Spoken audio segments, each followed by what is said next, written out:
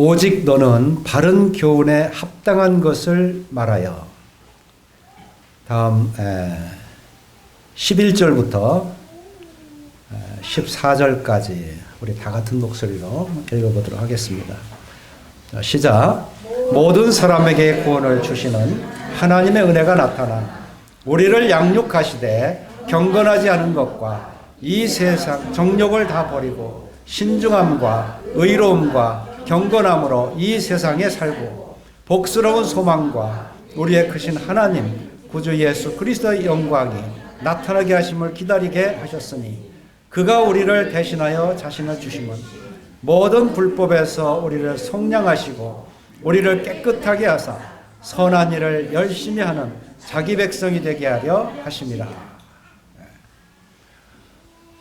제목을 붙이자면 하나님의 친백성의 삶을 살아가자. 하나님께서 자기 백성을 삼으려 하십니다.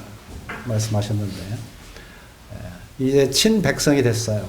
친자녀가 되었고 이제 친백성으로서의 삶을 어떻게 살아야 하는가. 우리 디도서를 보면 이와 같은 해답을 우리에게 주고 있습니다. 지금 우리 성도님들은 참 어려운 세계, 참 우리가 견디기 힘든 이 세계를 잘 견디고 있어요. 그 힘은 우리 주님으로부터 나옵니다. 그리고 하나님의 말씀을 우리 속에 가지고 있기 때문에 그 말씀으로 우리가 살아가는 것을 우리가 실감하게 돼요. 그리고 이 가정에 잘 이렇게 하나님의 말씀으로 무장된 가정들은 아무리 세계가 어지럽고 혼란스럽고 유혹을 한다 할지라도 아주 잘 이겨서 참 이 가정이 이 평안을 지키고 하나님께 영광을 돌리는 이와 같은 가정으로 계속 살아가고 있는 것을 볼 수가 있습니다. 이 디도서를 보면서 우리는 잠깐 디도에 대해서 먼저 생각을 해보기로 합니다. 참 1장 4절에 보면 거기에 같은 믿음을 따라 나의 참아들 된 디도, 그 디도에게 편지한다 이렇게 말씀합니다. 참 이 같은 믿음을 가지고 있는 디도. 근데 이 디도는요, 여기 5절에도 나와 있지만 내가 너를 그레데에 남겨둔 이유는 여기에 이 그레데에 남겨뒀다 이렇게 말씀하고 있습니다. 사도 바울이 1차 로마 감옥에 갇혀 있다가 잠시 이제 또 이제 풀려났어요. 그 중에서도 그 가운데서도 또 다시 에베소 쪽으로 이렇게 방향을 잡고 다시 또 거기 가서 복음을 전하는데 그 가는 도중에 여기 그레데라는 섬이 있어요. 근데 이 그레데 섬은 참 여기 12절에 나와 있지만 그레데인 중에 어떤 선자가 말하되 그레데인은 항상 거짓말장이며 악한 짐승이며 배만 위하는 게으름뱅이라 하니 이 증언이 참되도다. 참 이런 지역에 이 디도를 남겨뒀어요. 쭉 이렇게 성경을 보면 디모데는 나이도 어리고 참 연약해요. 참 사도 바울의 애지중지 참 그 믿음의 아들 된 디모데를 잘 이렇게 하는 걸 보는데 이 디도는 조금 더 이렇게 강해요. 믿음이 강해요. 그래서 어려운 데는 이 디도를 보내요. 고린도후서에 보면 거기에도 고린도 교회에 보냈다가 디도가 와서 그 좋은 소식을 좀 들려줄까 하고 아주 학수고대를 하고 있는데 고린도후서 7장 8장에 보니까 거기에 디도가 오므로 인해서 큰 위로가 됐다. 얼마나 기쁜지 감당할 수 없는 그런 그 기쁨, 그 교회의 그 기쁜 소식을 이 디도가 또 전해주는 것을 보아요. 그 왜 기뻐했을까요? 디도가 또 그곳에 가서 하나님의 말씀으로 또 이렇게 좀 말씀대로 교회를 또 이렇게 세우고 또 그 질서들을 새로 잡고 이와 같이 안온한 이 교회 안정을 취한 이와 같은 모습을 들을 때 사도 바울은 아주 매우 기뻐했다 하는 이와 같은 기록을 보게 됩니다. 여기 그레데 섬에 이제 남겨둔 이유는 뭐예요? 거기에 장로나 감독자를 세워서 그곳에서 또다시 하나님의 온전한 바른 교훈을 가르치고 거기에 구원의 복음의 역사가 계속 일어날 수 있도록 이 디도를 또 그곳에 남겨두었습니다. 그래서 디도는 강한 그런 성격을 가지고 있으면서도 하나님의 말씀에 또 강한 이와 같은 면을 가지고 있습니다. 그래서 이제 3장에 볼 것 같으면 12절에서 다시 또 니고볼리로 다시 와라. 이 질서를 다 바로 잡은 뒤에 니고볼리로 또 이렇게 호출하는 것을 볼 수가 있어요. 그곳에 빨리 세우고 그레데 여러 교회들이 있는 것 같아요. 그 섬에. 근데 그곳에 하나님의 일을 일꾼들에게 맡기고 너는 속히 내게 또 와라. 그리고 또 4장 10절에 보면 달마디아로 갔고 이런 말을 쓸 거예요. 그러니까 이 달마디아도 그레데서 못지않게 아주 이렇게 그 디모데 후서에 있어요. 4장 10절. 그러니까 어려운 이런 지역들을 이렇게 계속 보내는 것을 볼 수가 있습니다. 바로 이럴 때 참 이 그레데 섬에는 이렇게 참 거짓말쟁이들, 악한 짐승 같은 사람들, 배만 위하는 게으름쟁이. 저는 이 섬을 한번 들어갔다 나왔던 기억이 좀 있는 것 같아요. 섬 사람들이요, 좀 드세요. 그냥 그물 또 고기 잡고 하는. 그래서 그냥 가면은 참 우리 생활하고는 좀 다릅니다. 아마 그런 그 분위기였던 것 같아요. 이러한 가운데 지금 우리는 본문에 나온 우리 디도서 2장 11절부터 14절까지 우리가 읽게 될 때 참 어떤 그 의미에서 이 말씀을 기록했느냐 하는 것을 생각할 수가 있습니다. 오늘 조금씩 말씀을 드리겠습니다. 2장 전체에 대해서 말씀을 조금씩은 나눌 거예요. 왜냐하면 여기에 5부류의 사람들이 나오거든요. 2장이. 첫째는 늙은 남자, 또 늙은 여자, 그러니까 젊은 남자, 젊은 여자, 그리고 종들에 대해서 이렇게 나오는 거죠. 그래서 그들을 다 통틀어서 또 우리들에게 하나님께서 은혜로 나타내시고 또 그 은혜의 능력을 통해서 우리들에게 세우시고자 하는 것이 무엇인가? 이것이 바로 이 본문의 말씀입니다. 아주 그냥 이렇게 예배 시간에도 우리 형제님이 꼭 집어서 이렇게 먼저 다 읽어주셨어요. 3장에 나온 4절부터 7절까지도 아주 다 연관된 그 같은 말씀이죠. 참고로 이 디도라고 하는 사람은 그 형제님은 에바브로 디도라고 또 나와요.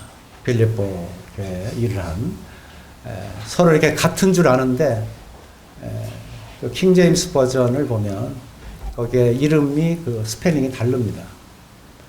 디도는 T자로 시작하고 에바브로 디도는 D자로 시작합니다. A, B, C, D 할 때. 그래서 그들의 그 일한 그 지역들도 달라요. 그래서 서로 다른 사람이다 하는 것을 우리가 알 수가 있습니다.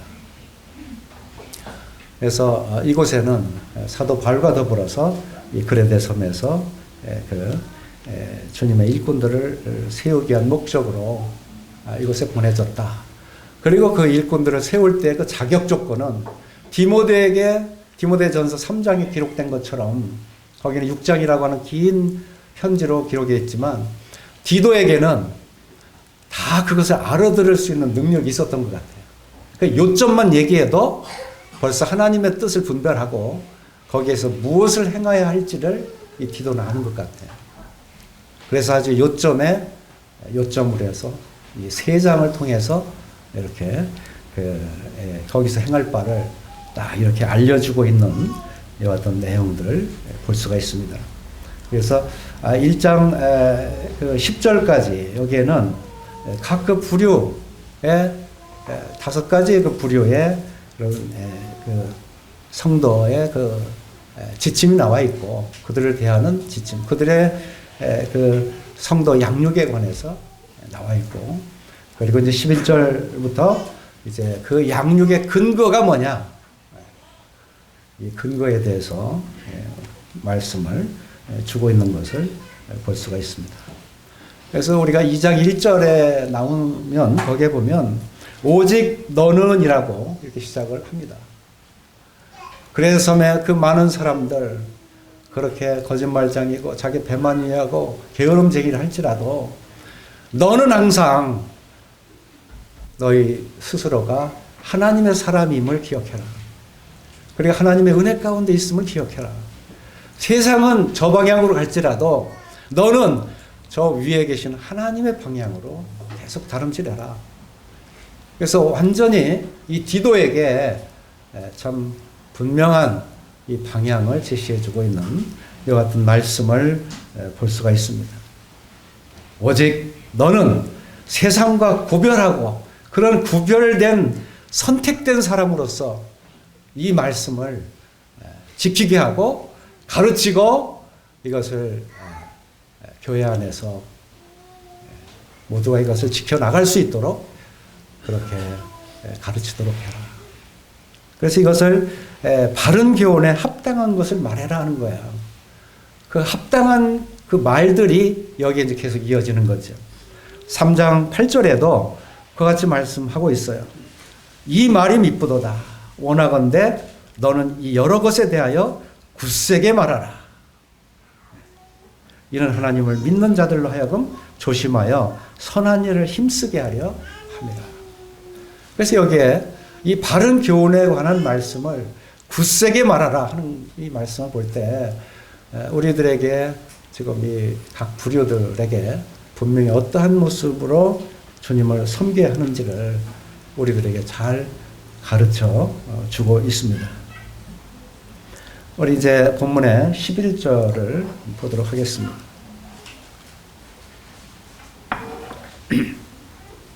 모든 사람에게 구원을 주시는 하나님의 은혜가 나타나.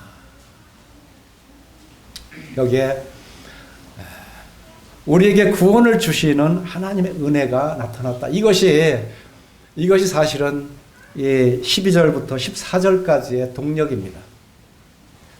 이 은혜가 나타났다고 하는 이 사실이 이것이 여기에 우리가 어떻게 살아야 하는지를 이것을 다 가르쳐 주고 있어요. 그 내용인 것이에요. 주님의 그 은혜가 우리 속에 얼마나 크게 나타났는가. 참 우리가 이 구약에 보면 참 거기는 율법이라고 하지만은 실제는 하나님의 은혜로 이스라엘 백성들을 인도하신 것을 보아요. 그들이 광야를 걸어갈 때 그들이 발에 불트지도 않고 실이 닳지도 않고 옷이 휘어지지도 않고 그리고 그들을 안고 그들을 인도했어요. 그리고 신명기에 보면 그들을 인도할 때 눈동자처럼 이렇게 지키시면서 인도하신 것을 볼 수가 있습니다. 구약에도 이렇게 하나님의 은혜로 계속 그 백성들을 계속 인도해 오셨던 것이죠. 우리 신명기 32장을 보겠습니다.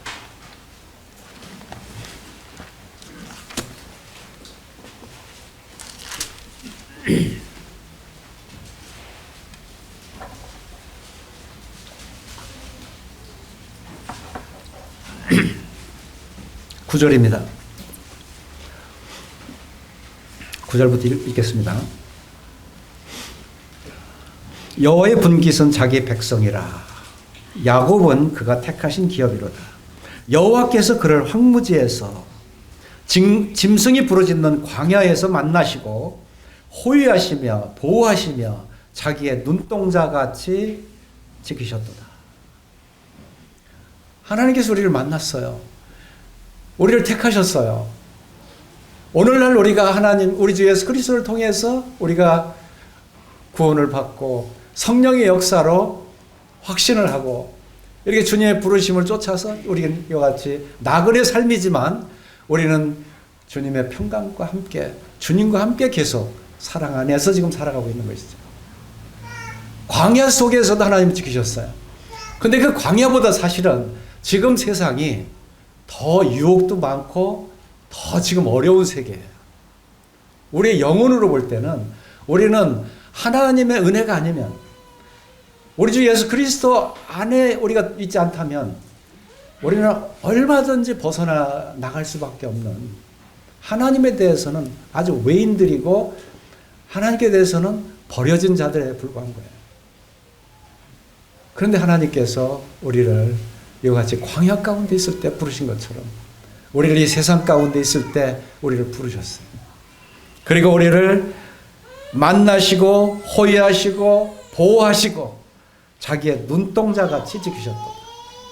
얼마나 우리를 분명하게 확실한 보호를 하시면 눈동자같이 지키셨다. 이 눈동자는요 굉장히 예민합니다. 우리가 바로 그런 존재라는 거예요. 바로 그런 택하신 그런 백성들이라는 거예요. 그래서 우리의 그 제사장이 입는 거기에 흉배 항상 붙이잖아요. 거기 12보석이 반짝반짝 빛나는데 그 보석들이 전부가 우리 그리스도예요. 그리스도 안에서 거듭난 자들. 그런데 그 11절에 보면 마치 독수리가 자기의 보금자리를 어지럽게 하며 자기의 새끼 위에 너풀거리며 그의 날개를 펴서 새끼를 받으며 여기에 독수리의 어미가 와서 이 새끼들이 자꾸 밥만 얻어먹고 있어. 이제는 내가 이제 나를 때가 됐다. 이제는 막 어지럽히는 거야. 그동안은 잘 집을 막 이렇게 편안하게만 해주고 막 이렇게 했는데 보호해주고 이제 막 어지럽히는 거야. 못 살게 구는 거야. 그래서 이 독수리 새끼가 이제는 내가 떠날 때가 됐다는 걸 이렇게 느낄 수 있도록. 그 새끼 위에 거기에서 이제 나풀거리고 이제는 날갯짓을 한 거죠. 이럴 때 이제 그 둥지에서 낭떠러지로 확 밀어버립니다. 나풀 막 떨어지는 거죠. 그런데 그 땅에 떨어지기 직전에 다시 또 날개를 펴서 거기에서 그 새끼를 탁 받는 거죠. 이거 참 기가 막힌 것입니다. 이게 하나님의 섭리라는 거예요. 우리들의 삶이 그렇게 하나님께서 항상 함께 하시며 우리를 훈련시키시고 우리를 양육시키시고 우리를 항상 그런 가운데 이끌어 주신다 그 말이에요. 곧 죽을 것 같은데 죽는 사람 하나도 없어. 다 그 고난을 겪고 나면 거기서 오히려 하나님께 감사가 드려지고 이와 같은 인도하심, 이와 같은 하나님의 은혜가 계속해서 우리와 함께 하셨다고 하는 것이죠. 12절에 신명기 32장 12절에 여호와께서 홀로 그를 인도하셨고 그와 함께한 다른 신이 없었다. 고센 땅에 얼마나 그 고난이 심했습니까? 그 이방 그 통치자들이 가만히 두지 않았습니다. 그들이 죽도록 고생하는데 하나님이 보실 때 너무도 그들이 불쌍하게 여기죠. 측은하게 여기죠. 이제는 저들을 내가 이끌어내야 되겠다. 이끌어 내신 거예요. 그리고 눈동자처럼 보호하신 거죠. 홍해 바다를 가르신다고 하는 것. 이것은 누구도 생각할 수 없는 하나님의 능력입니다. 하나님의 능력이 크셔서 우리에게 그와 같은 그 하나님의 은혜로 사랑으로 우리를 계속 인도하시는 것이죠. 여기에 본문에서 우리들에게 주시는 초점은 바로 디도서 2장 11절에서 모든 사람에게 구원을 주시는 하나님의 은혜가 나타났다는 것이죠.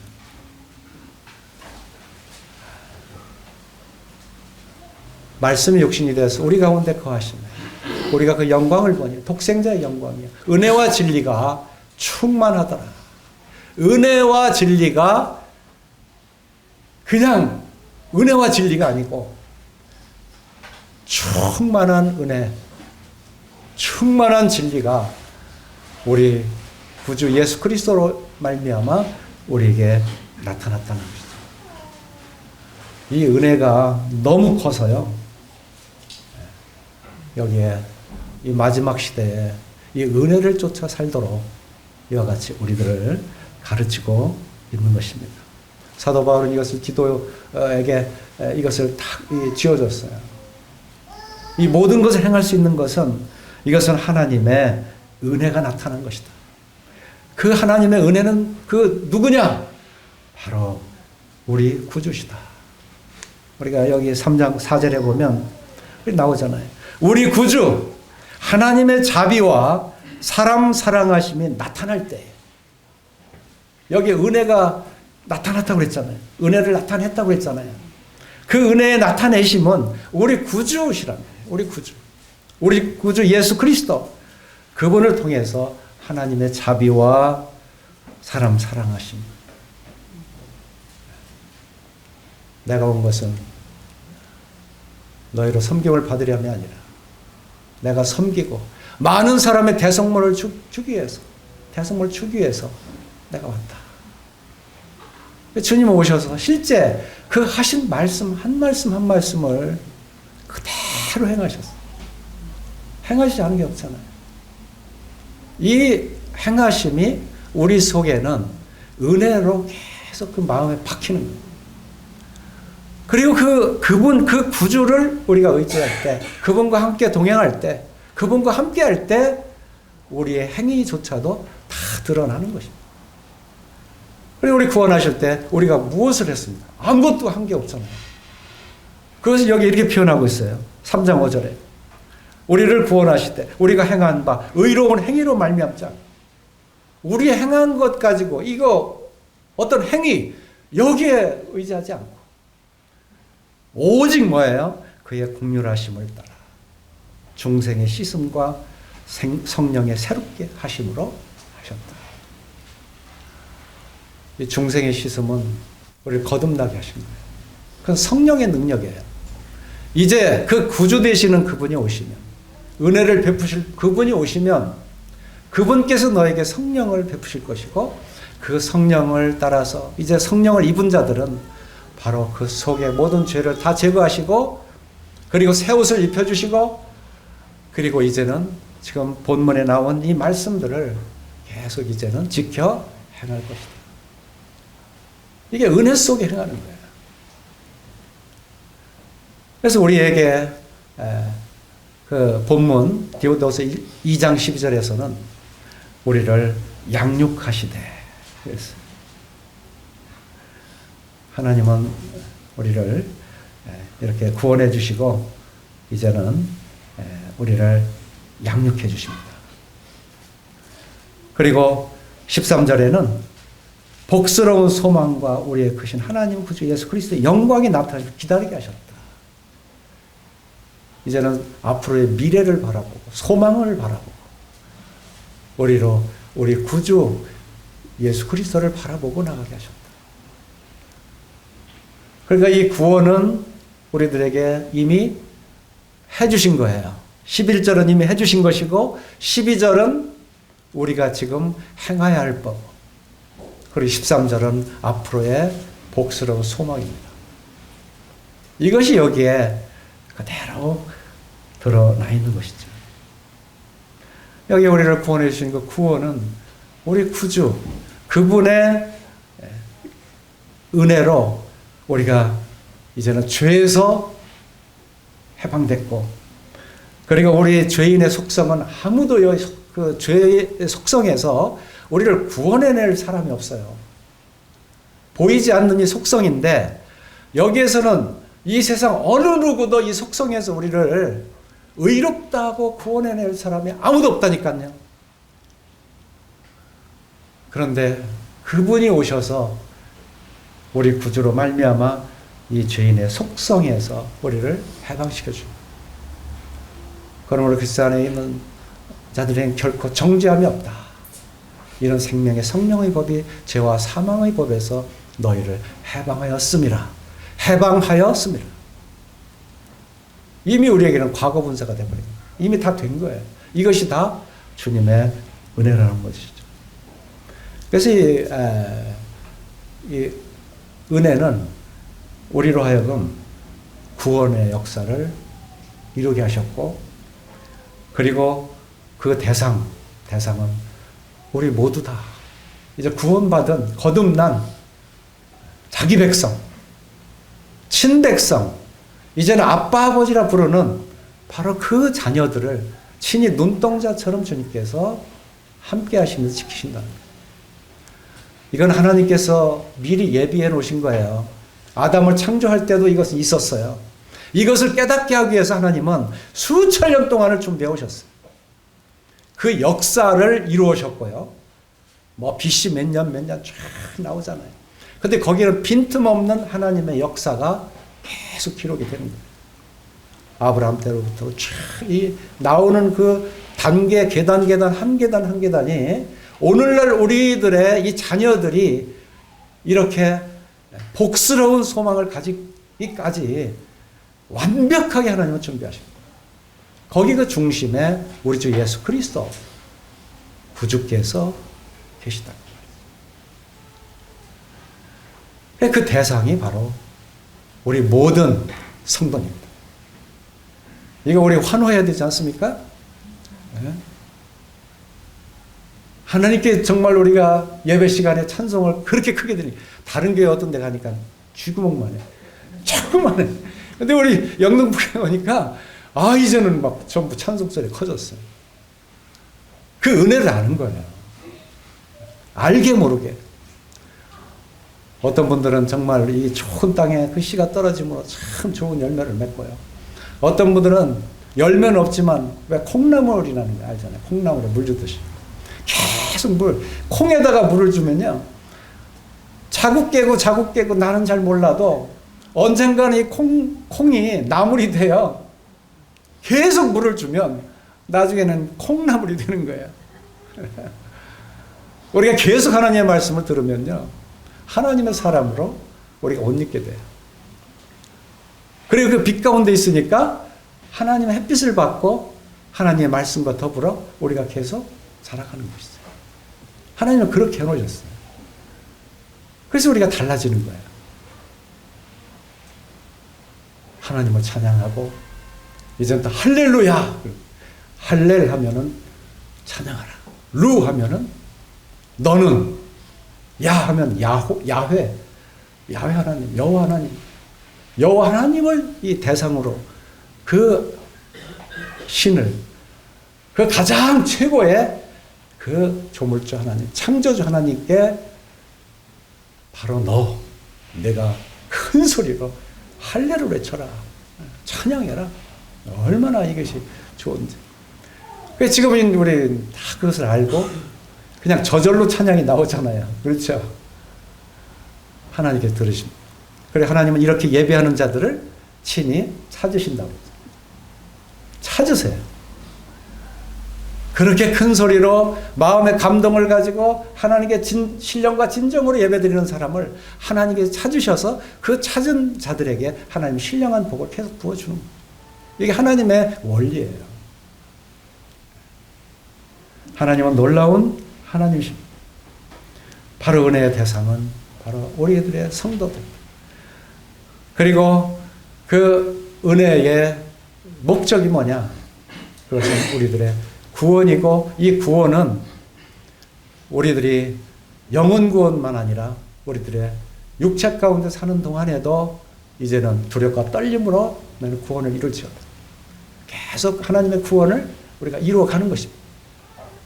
그 구원을 이루어가는 과정이 지금 여기에 12절에 잘 나타나 있어요. 2장 12절. 이렇게 하나님께서 우리를 구원해 주시고, 그리고 12절에는 우리를 양육하시되 우리를 양육해 주시고, 그리고 13절에 복스러운 소망과 함께 우리에게 소망을 주시고, 그리고 14절에는 우리들에게 하나님의 백성답게 이 세상에서 빛들로 드러나게 이와 같이 하시는 거예요. 이게 짧은 말씀이지만요, 이게 압축된 말씀. 왜 기름집에 가서 기름을 짜면 깨가 그냥, 기계 그냥 팍 누르면 기름이 나오고 압축이 되잖아요. 그냥 그 압축이 된 것처럼 그렇게 그냥 진짜 이 알맹이 같은 말씀. 이렇게 참 우리들의 은혜로 말미암는 이와 같은 하나님의 사랑으로 살아가는 그 근원을 여기에 말씀에 주고 있죠. 자, 우리는 이제 12절에서 우리를 양육하시되라고 말씀하고 있죠.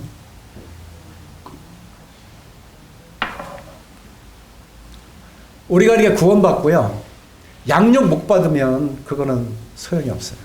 하나님은 우리를 구원하시는 데만 그냥 영원 구원하시고 그걸로 끝나자, 그것이 아닙니다.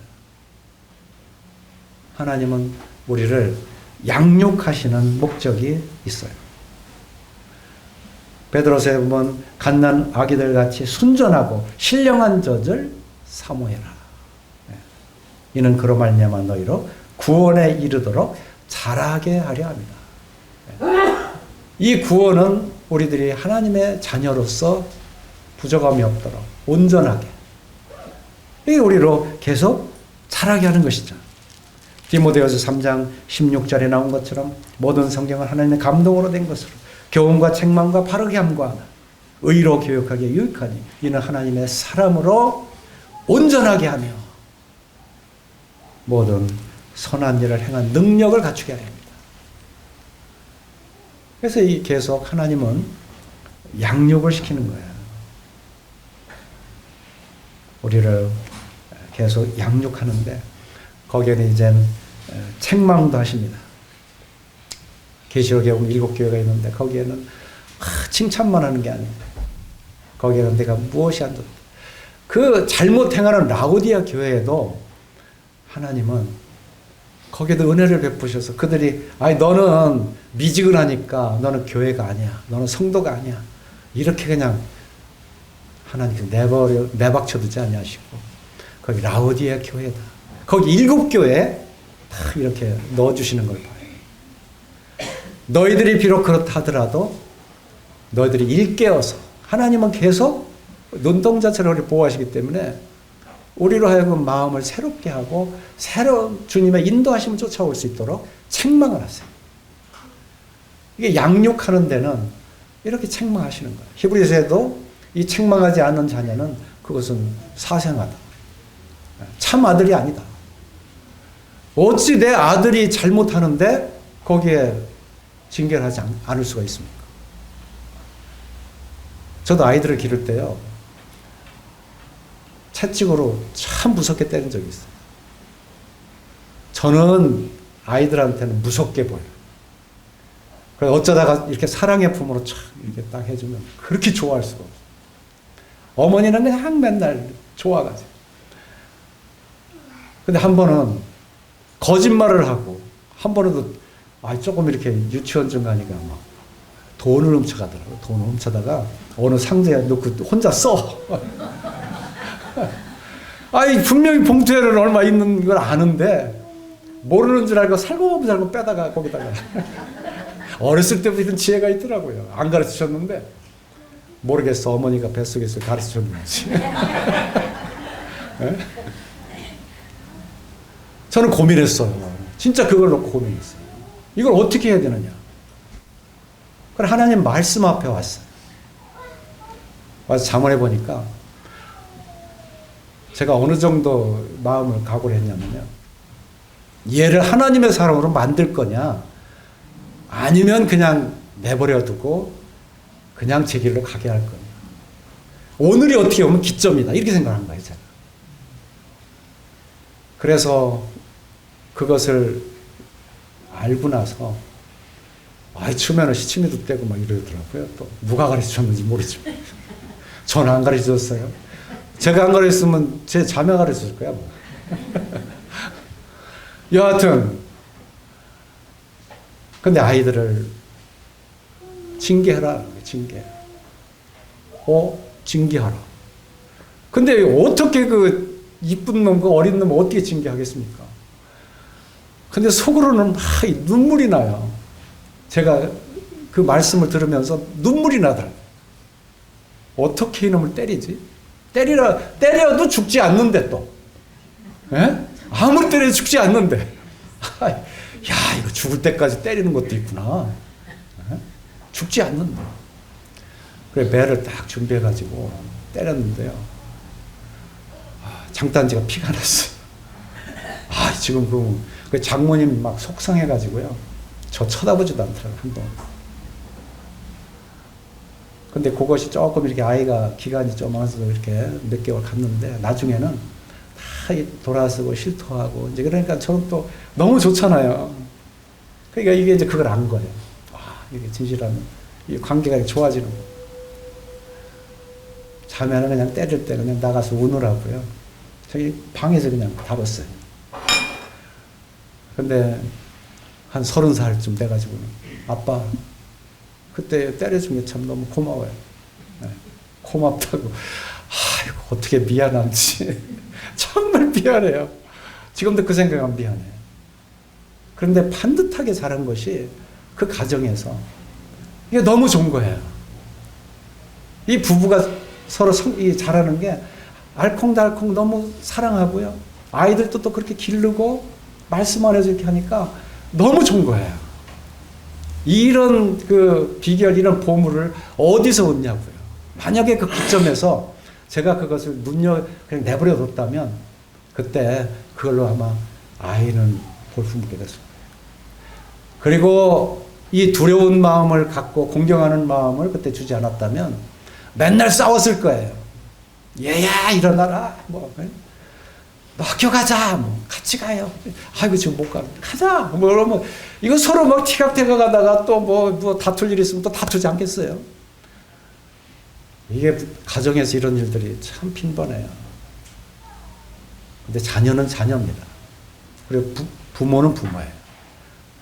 하나님께서 주신 자리를 우리는 견고하게 지키고, 이 자녀들에게는 자녀답게 사랑해주고 가르치고 양육하고 이렇게 해서 계속 징계하면서 온전한 길로 계속 인도하는 거예요.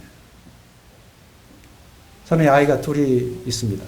그렇지만 이 아이들이 그때 어렸을 때 잡아놓은 그것이 이렇게 나이가 들어도 아주 굳건하게 지내고 정말 이렇게 화목해요. 너무너무 좋은 거예요. 그때 만약에 어떤 조그만한 서로 간에 이랬다면, 좋지 않은 것들이 있다면 그렇게 못하죠. 서로 이렇게 감사가 있고요. 정말로 이 속에 흐르던 눈물이 감사하지만 또 미안함도 있고, 그러면서 이렇게 가정이 그런가 봐요.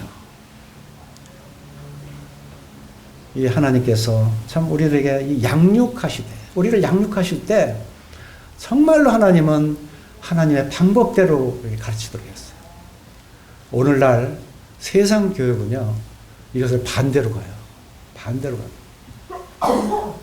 그리고 만약에 손을 댔다? 그러면 그걸 또 자녀는 반발하겠죠.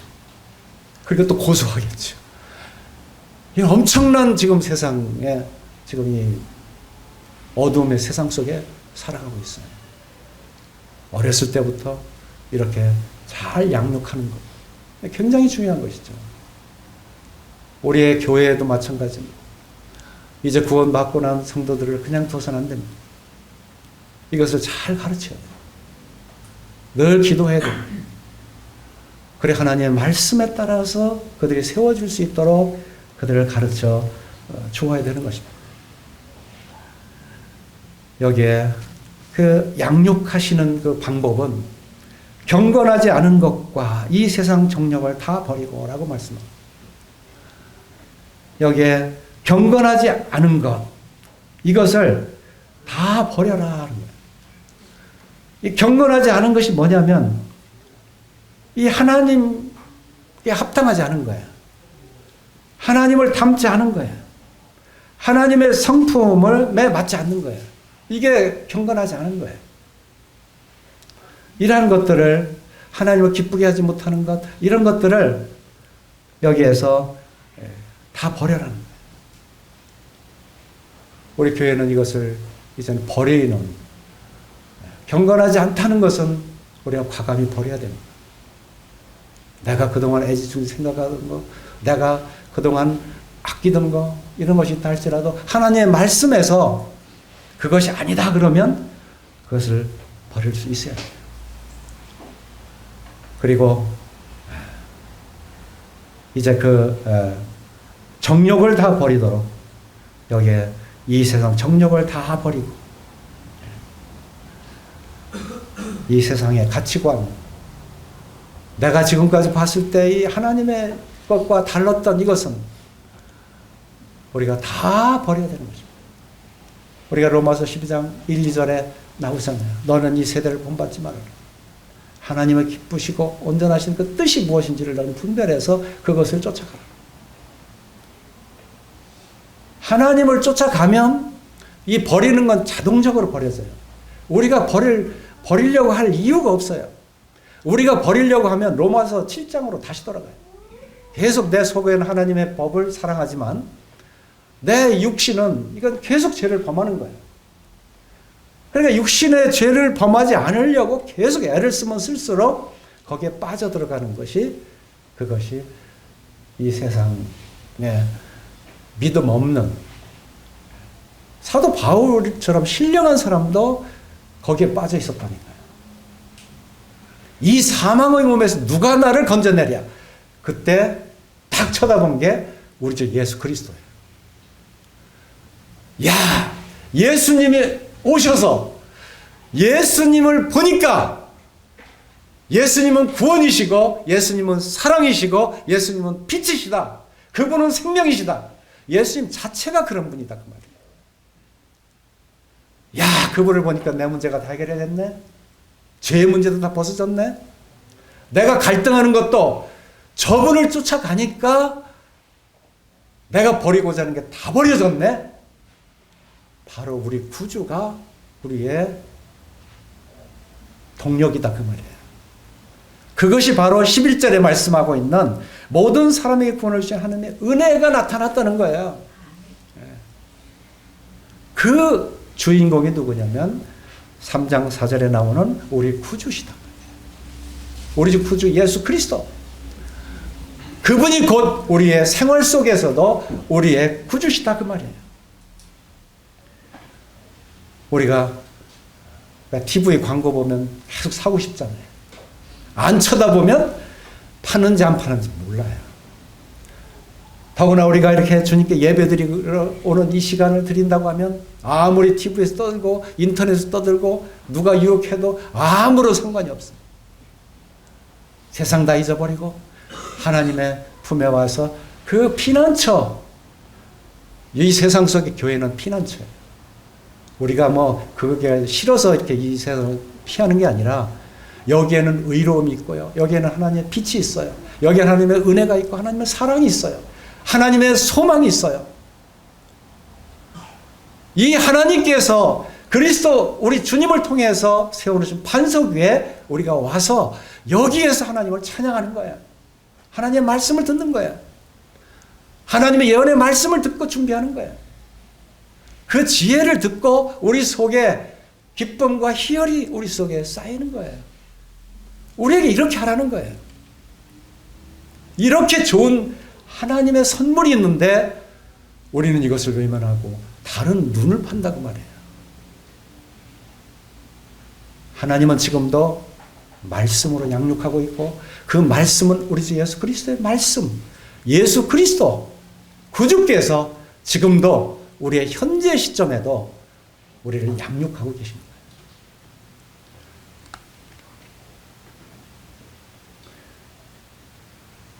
이것을 하나님께서 우리의 이러한 능력을 계속 공급을 하시는 것입니다. 여기 이제 이러한 이 세상 정욕을 다 버리는 이와 같은 것들을 거기 버리는 것에 두지 말고 이런 요소들이 이제 버려지니까 어떻게 해야 되느냐? 12절 중반에 이렇게 말씀하고 있어요.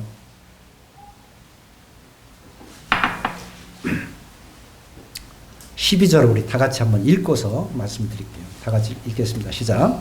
우리를 양육하시되 경건하지 않은 것과 이 세상 정욕을 다 버리고 신중함과 의로움과 경건함으로 이 세상에 살라. 예. 여기에 신중함을 말씀하고 있어요.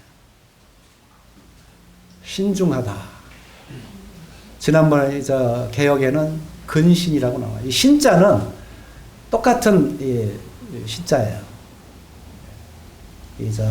경계하다, 두려워하다, 뭐 이런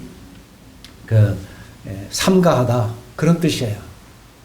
삼가 이 마음에 이렇게 여미는 거예요. 마음을 이 신자는 그래 근신할 때 징계도 받을 때도 근신하는 거 있잖아요. 그 신은 우리들이 그렇게 마음에 참 우리 하나님의 하나님 높으신 어미하신 하나님을 보면서 그 사랑의 하나님을 바라보면서 그 경외하는 마음으로 이 마음에 이렇게 참 이 삼가 참 두려움 이런 마음으로 이렇게 근신한다 또는 여기에 신중하다 이렇게 말씀하고 있는 것입니다. 그래서 여기 신중하다는 말씀은 여기 5번이 나와요. 1장 2장에 5번이 나와요. 1장 8절에 감독자에게 신중하다. 이 나오는 거예요. 이 감독을 맡은 장로 같은 신중해야 돼요. 그리고 2장 2절에도 늙은 남자로는 절제하며 경건하며 신중함. 이 신중하다는 것이 나옵니다. 대충대충 하는 것도 아니고 신중해야 돼요. 과연 그 말씀이 그러한가? 신중해야 돼요. 또 2장 6절에도 너는 이와 같이 젊은 남자들을 신중하도록 권면한다. 여기 신중하도록 아주 조심스럽게 이렇게 가르치는 거예요. 그런데 여기에 늙은 여자가 나오죠.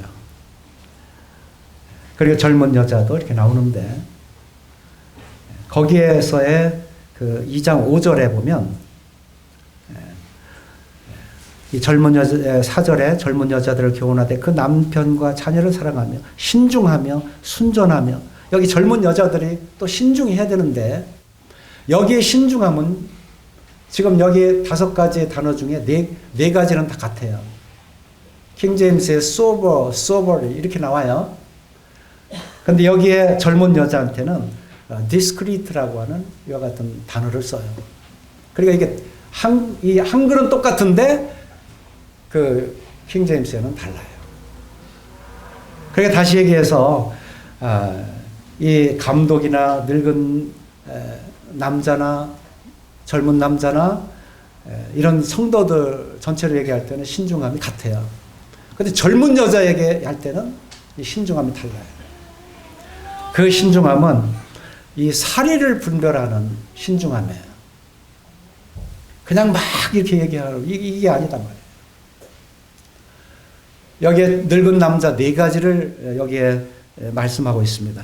절제, 경건, 신중, 그리고 이제 믿음과 사랑과 인내함의 그 온전함.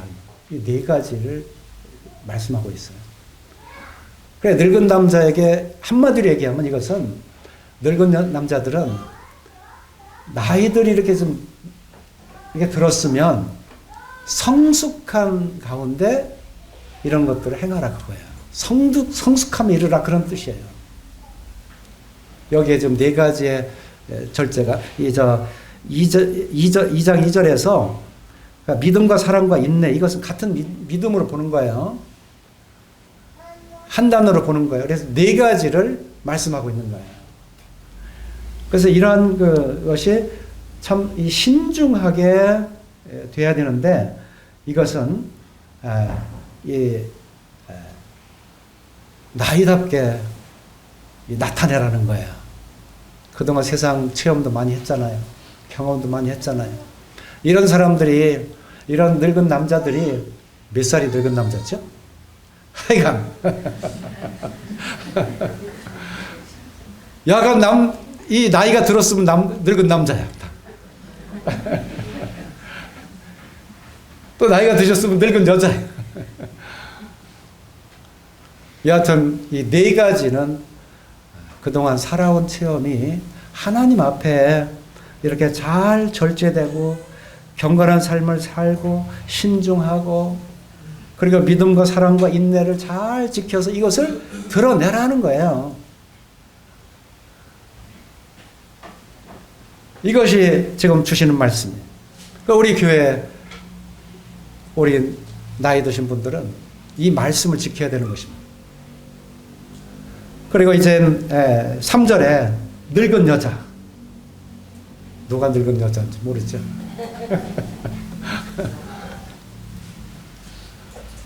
여하튼 자기가 세련되게 나이가 드신 분들은 다 늙은 여자라고 생각하세요.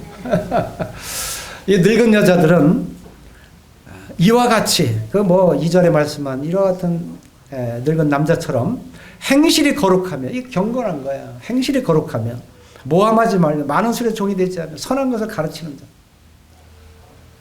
이걸 요약하면 이 늙은 여자들은 말 조심해라. 말 조심해라. 그냥 아무데나 가서 얘기하고 절제되지 않은 거 얘기하고 자기 생각 얘기하고 막 그런 거 하지 말라는 거야. 말 조심해라. 늙은 여자들은. 이런 때 아니면 말씀 못 드리겠어.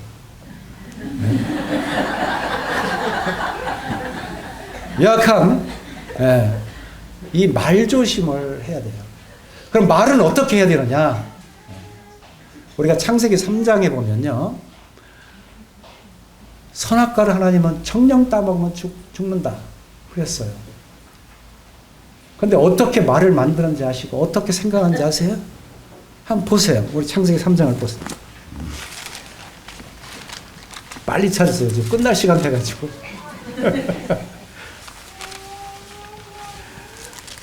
3장 2절 6절인데 2절 보겠습니다. 뱀이 이제 살살살살 꼬셔요.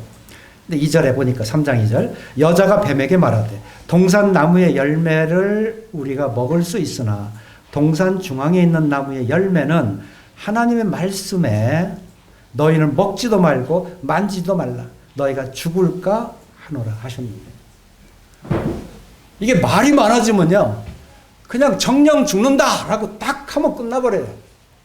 이 늙은 남자들을 신중한 사람들은요 딱 그렇게 얘기한다니까요.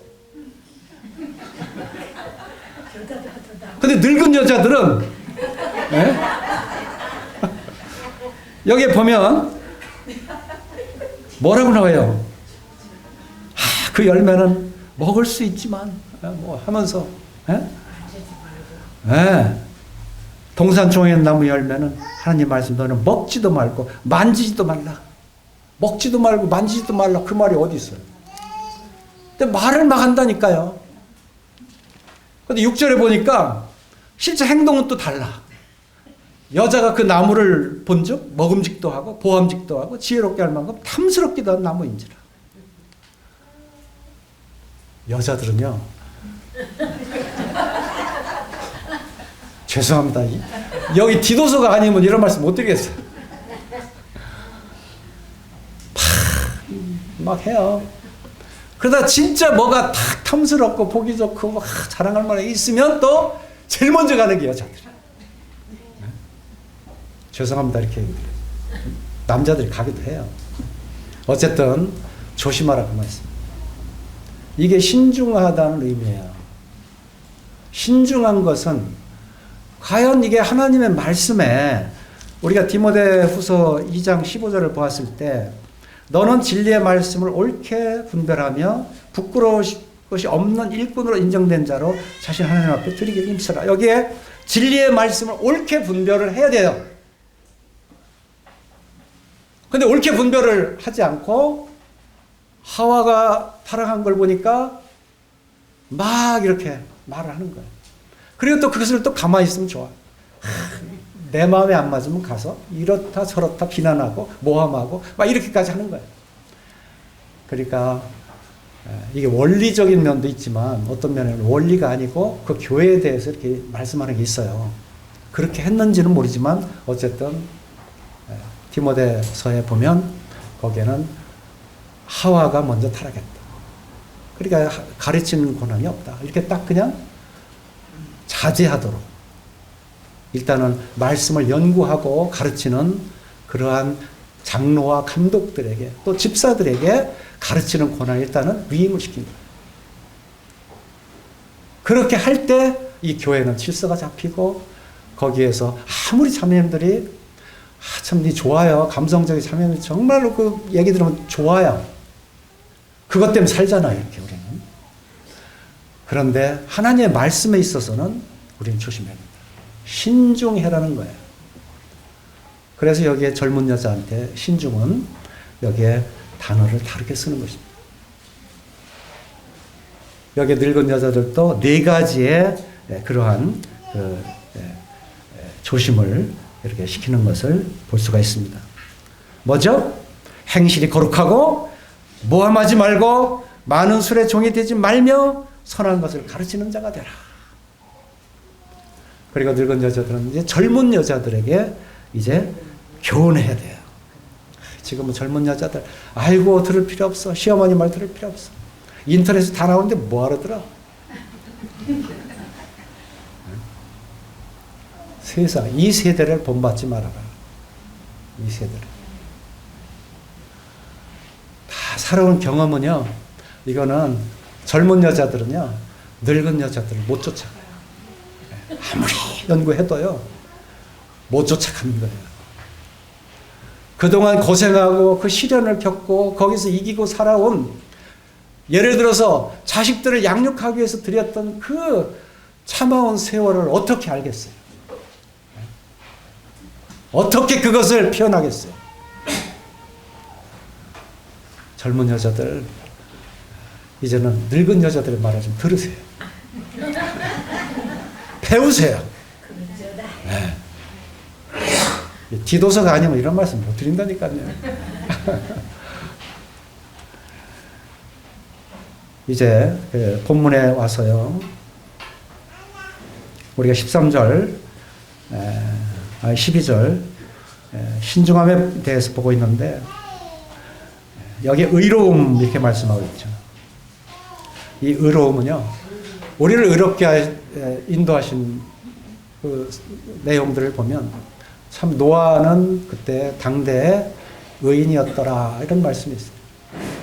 창세기 6장 9절에 그는 은혜를 입은 자였더라 이렇게 말씀도 나와요. 노아가 뭐 술 먹고 뭐 자식도 그렇게 했는데 뭐 의인이 뭐가 의인이겠어요. 그런데 하나님은 의인이라고 그래요. 믿음 안에서 말씀 안에서 그리고 배를 준비하는 데 대해서 그가 비록 죄는 진다 할지라도 하나님의 말씀은 살아있거든요. 그리고 하나님 살아있는 말씀 앞에 그는 순종한 거예요. 아브라함이 뭐가 그렇게 의롭겠어요? 하나님의 말 창세기 15장 6절에 하나님 아브라함이 하나님 믿음에 그를 의로 여기셨다. 근데 이건 다 풀어놨잖아요. 로마 4장에서. 왜 의롭다고 했는지. 그가 하나님을 믿고 그 아들을 기다렸잖아요. 그 믿음을 의로 여기신 거예요. 우리 모두에게도 다 그 의가 있는 것입니다. 그걸 뭐 칭의라고도 하고 뭐 이렇게 하잖아요. 거기에 우리가 감사하고 우리가 예배드리고 찬양드려요. 근데 이제는 우리 속에 우리가 이 지금 본문에서는 여기에 의롭다고 하는 것은 노아가 방주를 얘기한 것처럼 아브라함이 그 아들을 기다린 것처럼 행위로만 아니고 그리고 이삭을 드리라고 했을 때 행위로만 드린 것이 이 믿음으로 드린 게 아니라 직접 행위로까지 드렸잖아요. 그러니까 여기에 의롭다고 하는 것은요. 우리들이 이 세상을 살아갈 때 지금 이제 본문에서 말씀하는 거예요. 우리가 자꾸 베풀어야 돼요.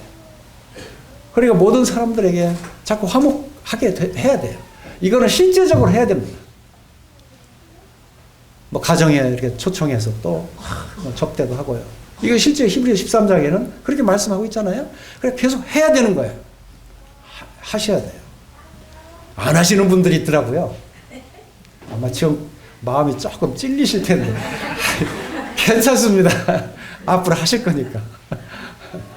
어쨌든 이 믿음과 함께 행하야 이것이 바로 되는 거예요. 우리 교회는 이것이 지금 그냥 믿으면 되고 행하는 건 좀 빼고 이게 아니고 이제는 이것을 같이 행하는 교회가 되어야 된다. 이 의로운 가운데 이 빛이 계속 이렇게 드러나야 되는 것입니다. 사랑하고 사랑을 공급하고 바른 이런 교훈을 쫓고 바른 생활을 하고 자녀 교육 잘 시키고 정직하고 어떤 일이든지 우리가 진실해야 돼요. 이게 행함입니다.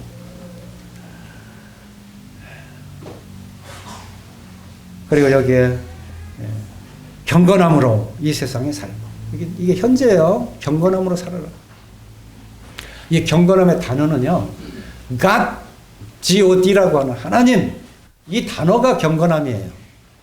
Godly 그러니까 거기에 ly가 하나 더 붙어요. 그러니까 하나님의 속성을 가진 바로 그 자세 그런 마음 이게 경건이에요. 이 경건은 굉장히 많이 나와요. 그래서 하늘에서 이 신령한 복을 우리가 받은 이 자체가 경건입니다. 그 속에 계속 거할 때 우리는 하나님의 뜻에 순종하게 되고 그리고 그 뜻을 받은 대로 하나님께 돌리게 되는 것이죠. 우리의 하나님의 동행하고 하나님께 기도하고 그 말씀을 우리 깨달으면서 그 말씀을 지켜나가고 예배드리고 찬양드리고 이와 같은 것이 다 경건의 생활입니다. 이러한 생활이 우리 속에 계속 이루어지도록 하나님께서 이 경건 생활 이런 생활로 계속 하나님을 섬기는 가운데 우리가 이 세상을 살아가라. 이렇게 하나님은 우리들에게 분명한 삶의 비결을 우리에게 가르쳐 주었습니다. 오늘 11절, 2장 11절, 12절 이렇게 말씀드렸는데 현재 시제 12절입니다. 우리가 이와 같은 말씀으로 하나님께 영광 돌리는 삶이 우리 모임 전체가 다 이루어지기를 간절히 기도합니다. 우리 기도하시겠습니다.